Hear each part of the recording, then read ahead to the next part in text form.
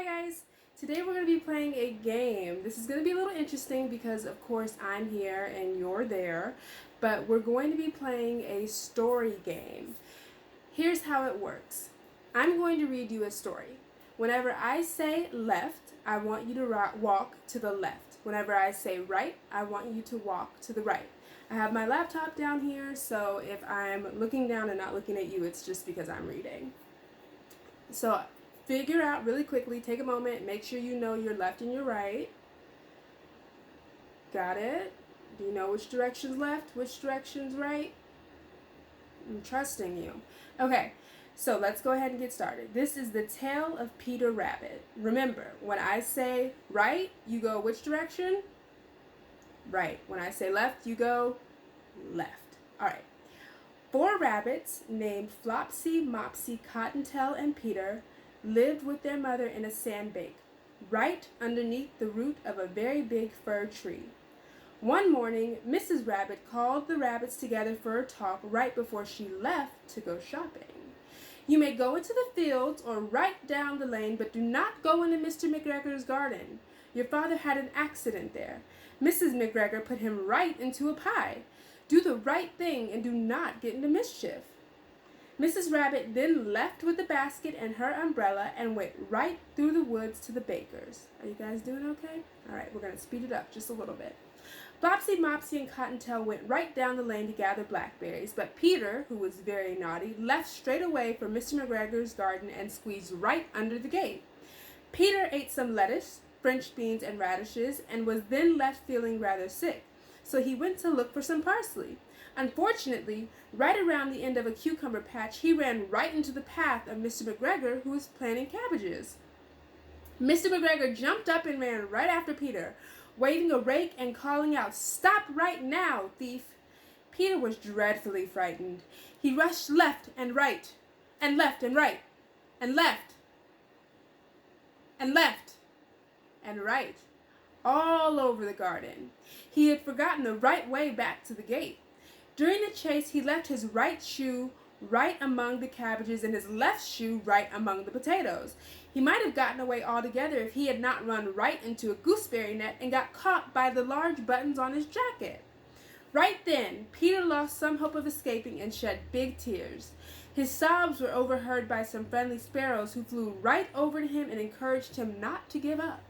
Mr. McGregor came up on the left with a seed which he intended to pop right on Peter, but Peter wriggled out right on time and left his jacket behind him. He rushed left to the tool shed and jumped right into a can. It would have been a beautiful thing to hide in if it had not had so much water left in it. Mr. McGregor was quite sure that Peter was somewhere in the tool shed, perhaps hidden right underneath a flower pot. He began to turn them over carefully, looking right underneath each. Then Peter sneezed. Ka-choo! Mr. McGregor ran right after him and tried to put his right foot upon Peter, who left by jumping out of a window. The window was too small for Mr. McGregor, and he was left tired of running, so he went right back to his work. Peter sat right down to rest. He had no breath left in him, and he was trembling with fright. He was also very damp from sitting in that can. He had no idea which way was the right way to go. Should he go right or left? Well, maybe he could go left, but maybe he should go right. Peter was thinking maybe left was better, but right might be right. So maybe right is better than left, you know? After a while, he found a door right in a wall, but it was locked and left no room for a chubby little rabbit to squeeze right underneath. Peter asked an old mouse for the right way to the gate, but she only shook her head left and right at him. Peter began to cry.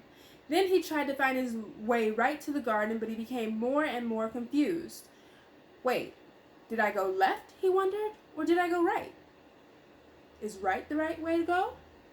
Eventually, he came to a pond where a white cat was staring right at some goldfish, the tip of her tail switching right and left.